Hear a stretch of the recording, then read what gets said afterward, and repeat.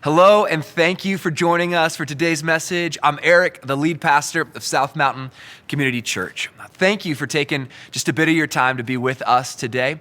We exist for one reason, and that's to help as many people as possible take their next step towards becoming fully devoted and fully delighted followers of Jesus Christ. And I know that for so many people, church and even religion can be messy and oh so complicated, but it doesn't have to be that way. Here you can belong before you believe. So our hope is that your first visit with us is enjoyable, meaningful, and unlike the church experiences of your past. We also think that the best way to experience delight is with others in person. So SMCC is about more than just a Sunday sermon. We have 5 locations for you to choose from where you can connect with people in authentic community. We want every message you hear to engage your head, your heart, and your hands for a life of full delight. So with all of that in mind, enjoy today's message. Today, my name's Trevor. I serve as one of the pastors here at South Mountain, and looking forward to the time together. So with that, I want to open up with a question today, and the question is just this. When you think about celebration, what comes to your mind? When you think about celebration, what do you think about? I think for some of us, myself included, when I think about a wedding, for example, the celebration hasn't really begun until there is a DJ, a dance floor, and some good music to move to. Preferably electric slide early in the night because we all need a warm up anyways. But then we can move into more complicated things, right? So that, for me, is a big piece of it. Some of us, I think, especially as we're slipping into kind of colder weather, we look back longingly to the warm days of summer and we think, celebration means fireworks, cheap beer, and pie, which is a combination that doesn't make sense anywhere else in the world or the country. But in Utah, here, it seems to fit. So, or maybe you look back to being a kid on Christmas morning, walking out to find Christmas presents under the tree and celebrating that day with your family. I think the truth is that a lot of us, we have different ideas of what it means to celebrate or different understandings of what comes to mind, but we all think of something. And today, we're continuing our series called Welcome to the Party, which is really our 25-year anniversary celebration as a church, where we're taking 1 month really just to celebrate together. And throughout this, we've kind of looked in different directions. We've looked back over the past 25 years to see where we've come from and what the significant milestones have been along the way. We've taken stock of where we are, and then next week, we're going to bring the whole thing to a close as we look forward to where we want to go in the future, where we hope we're headed as a church. But today, the focus is a little bit more just on looking at celebration as a spiritual practice and really the place of celebration within our lives. And to get at that, the question I'd like to ask is just, what is the place of God within our celebrations? And I don't mean necessarily us as a church. I think that's kind of obvious, right? That we're celebrating God's goodness and his faithfulness to us. But as people who belong to a culture that has its own holidays and celebrations, what is the place of God within all of that? And hear me, I don't mean this as some kind of guilt trip or anything like that. That's not the direction that we're taking this morning. And yet, I do think what I'm hoping to do this morning is to really sort of challenge a false belief that I think many of us have perhaps unknowingly harbored inside. The false belief being that God doesn't like our celebrations, that God isn't interested in our celebrations, that God doesn't care for celebration at all.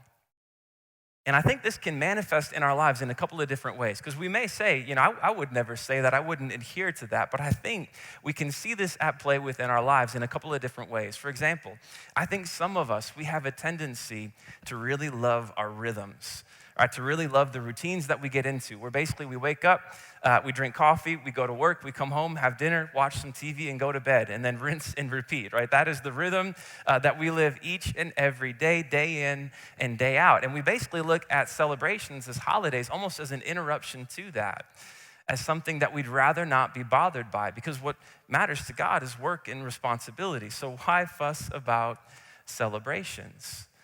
And I think we can see this at play in our lives if you just look back and ask the question, as the days go by, as the years go by, do you find yourself celebrating more as you get older, or do you find yourself celebrating less?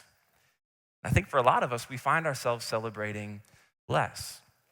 And so that's one side of the coin. But the other side, I think, is it looks a little bit different, where we still hold to the same false belief that God doesn't like our celebrations, but it manifests a little bit different, where instead we love to celebrate. We love certain holidays, but it's because in our understanding, we look at them almost as like a free pass.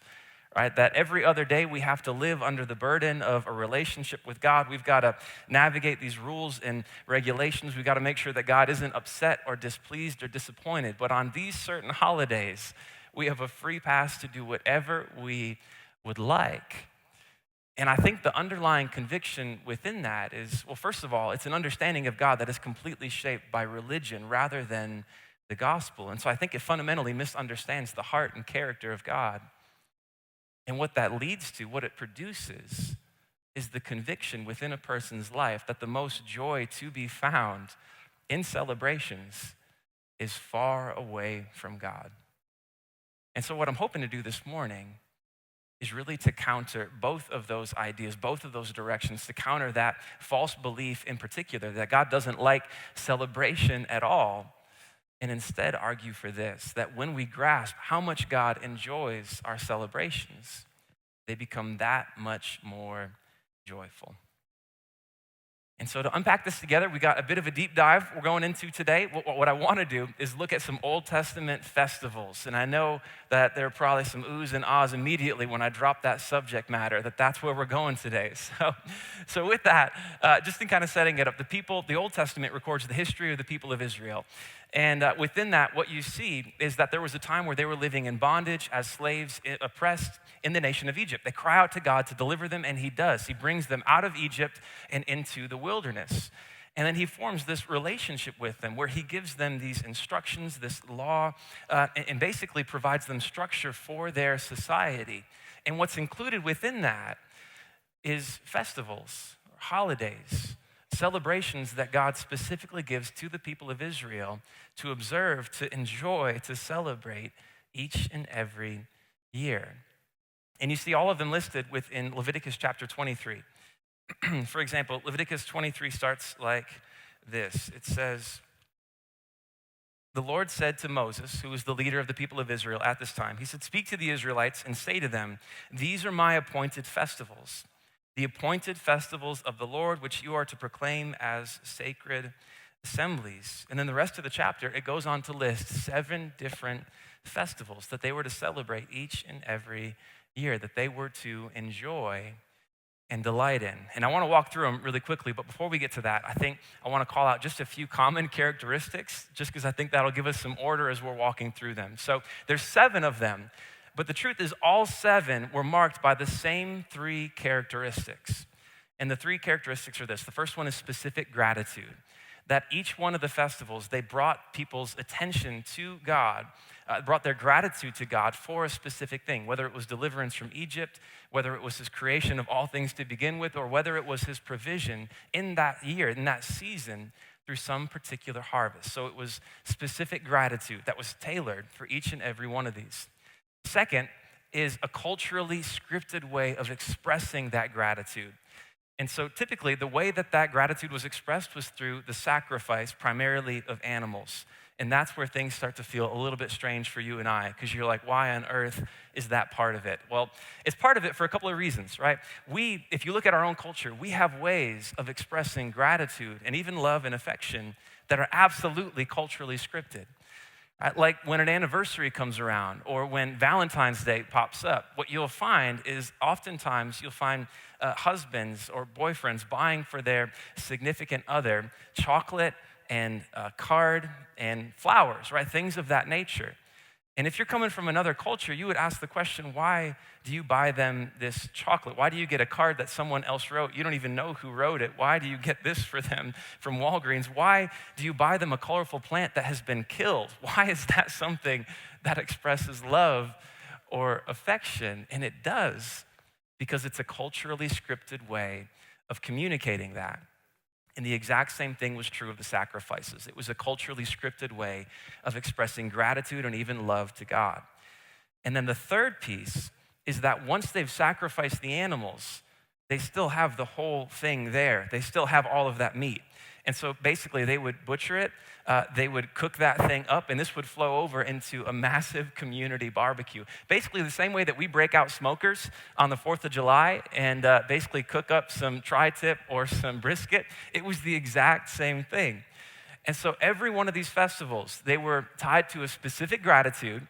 They expressed that through a culturally scripted expression, which was the sacrifice of animals primarily, and that flowed over into a delicious, wonderful, smoked tri-tip, essentially. And so that's what these festivals were. They were holidays that in a lot of ways look very similar to the ones that we have today.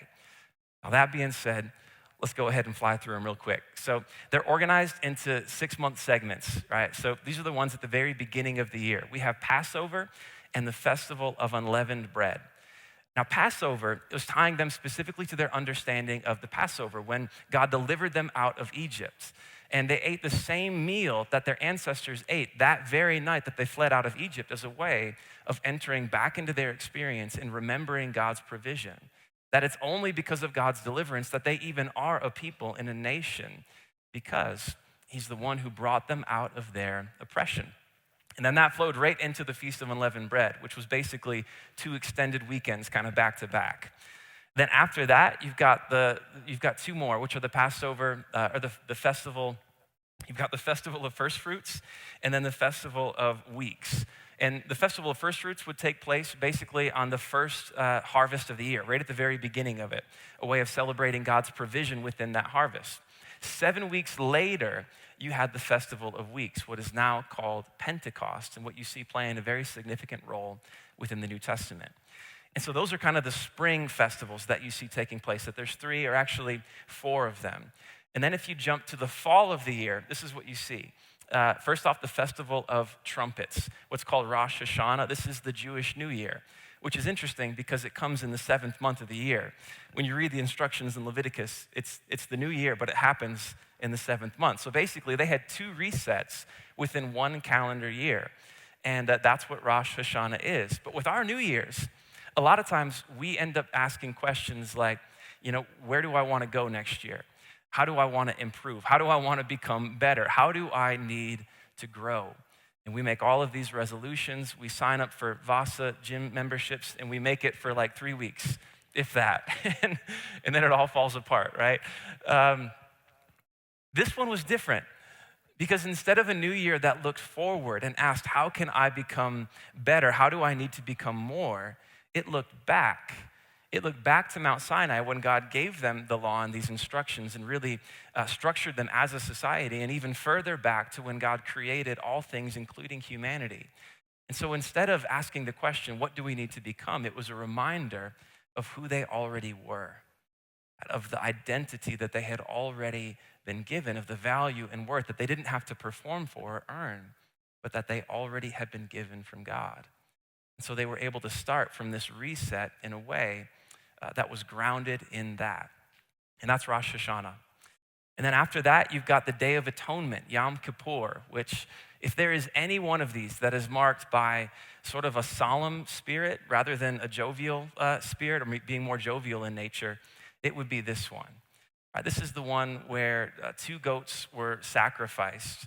And one of the goats, the great high priest, right, the highest religious leader for the entire people of Israel, he would symbolically lay the sins of the entire people of Israel on one of the goats, and then they would send it off into the wilderness to make atonement for their sins so that God can continue to dwell among them for the next year. And they would have to do this every single year, which is something that absolutely was always pointing to Jesus, right? The one who would be the sacrifice to be made not year over year over year, but once and for all, right? To bring us into the relationship with God we were meant for forever. And so that's the Day of Atonement that took place just 2 weeks after the Festival of Trumpets. And then we come into, in my opinion, what is the funnest one of them all. And the last one, this is the Festival of Tabernacles. And so this one, basically, if we were going to adopt any one of them, if I was going to adopt anyone personally, this would be it for me. Because this one is the culmination of the entire holiday season, Festival of Tabernacles. So instead of just an extended weekend here or there, they had a full 7 days off just for rest and for joy and for celebration with this, with barbecues left and right. And additionally, what they would do is build these tent-like structures and actually sleep outside in them for the entirety of the week as a way of remembering God's provision for their ancestors when they wandered in the wilderness for 40 years after coming out of Egypt. And so this one kind of had gratitude in two specific ways. On the one hand, for God's present provision at the close of the entire harvest season, but also looking back to God's provision for the people of Israel in the wilderness. And I also think that because of this festival, seeing that God is the one who actually created it, instituted it, gave it to the people of Israel as a gift, you and I this morning can absolutely say that God loves camping, which is a nice thing for those of us here in Utah. And I think what we see from all of this is that God loves celebration. That God loves celebration. He's the creator, the author of celebration, that he invites us in to celebration as a gift. And you can see that especially when you consider that the people of Israel prior to this had spent 400 years, 4 centuries in slavery, meaning they were a people who didn't have holidays. They didn't get days off. They had no celebrations. And so when God forms them as a nation, it's one of the first things that he offers to them, that he gives them, is the gift of rest and enjoyment and celebrations. And so that's kind of a quick survey of the Old Testament surveys, the Old Testament feasts. But what I'd like to do now is kind of trace one other theme, and it's just that one of the fascinating things about the feasts is that you don't just see them in the Old Testament, but you also see them popping up even within the life and the ministry of Jesus in the New Testament. And this is how you see it pop up. Deuteronomy 16 says this. This is the 5th book of the Bible written by Moses, one of the most significant leaders of the people of Israel. And here, these instructions are given. He says, 3 times a year, all your men must appear before the Lord your God at the place he will choose. That goes on to be Jerusalem. It's basically where the tabernacle, the structure that God's presence dwells in, wherever that is. That ends up being in Jerusalem, and it's later replaced by the temple. But that's the place where 3 times a year they have to go. And they have to go for these 3 festivals. The Festival of Unleavened Bread, the very beginning of the year, the Festival of Weeks, about 7 weeks later, and then the Festival of Tabernacles, the culmination one. That's the one that has camping. And he says, no one should appear before the Lord empty-handed. Each of you must bring a gift in proportion to the way the Lord your God has blessed you, to the way that God has provided for you at this time.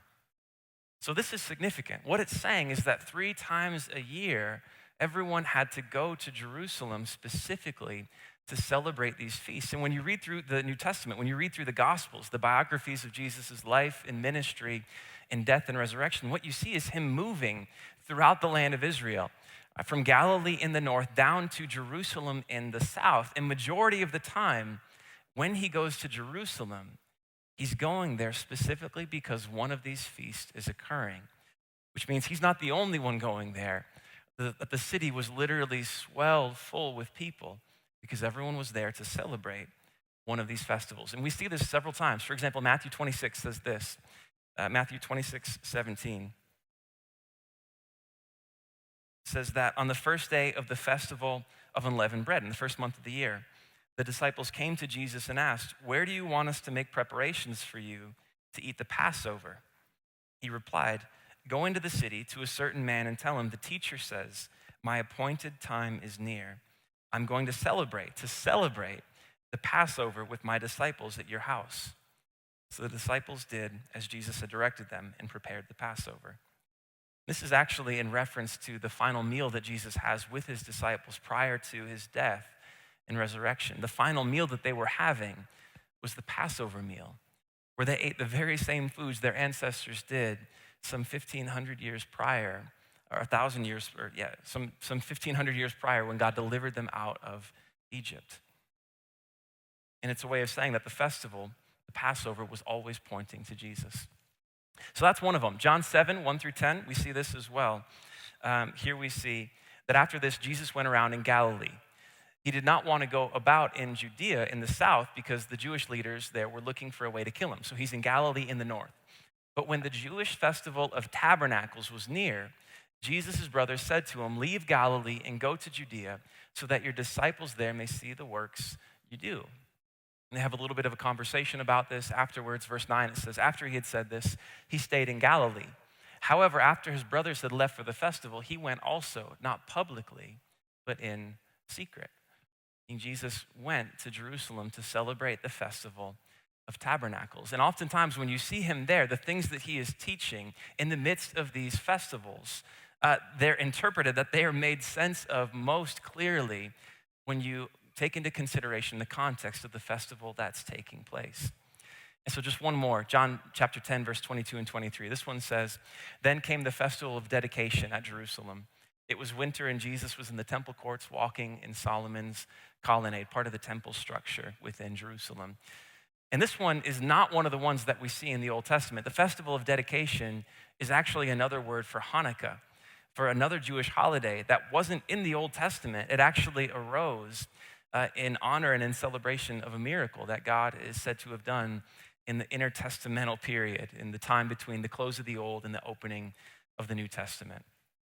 All right, so that is a whole lot around celebration within the Bible. And the main point of it all is that what we can take away from this is that Jesus, I think, held as a core conviction something that some 2,000 years later would go on to be written down and put to melody so eloquently for us to hear and enjoy by Kool and the Gang. Celebrate good times. Come on, is the invitation, which I know from the Trolls movie as well, but we got to honor the original artist. So with that being the case, the goal for today was to counter that false belief, right? That God doesn't care about our celebrations, that he's not interested in our celebration. And I hope what we can see from all of this, what is abundantly clear, is that God not only cares about celebration, but he is the author, the inventor, and even participates in the celebrations himself.